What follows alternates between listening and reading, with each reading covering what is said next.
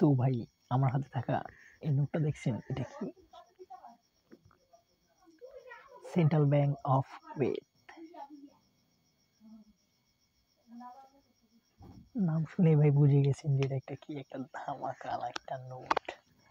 আপনার আপনি হয়তো ডলার দেখছেন, বাট দিনার কি কখনো দেখছেন?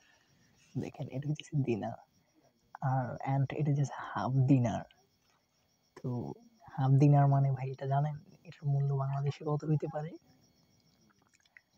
তো এটা যে দিনার, দিনারকে ভাইয়া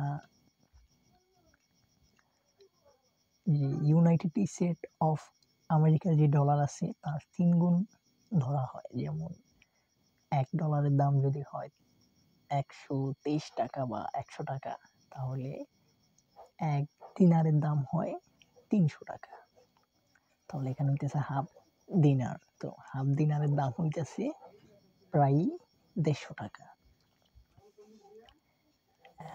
সেটা কথা না, কথা হইতেছে আপনি ডলার দেখছেন, ডলার দিয়ে লেনদেনও করছেন, বাট কখনো দিনার দেখছেন?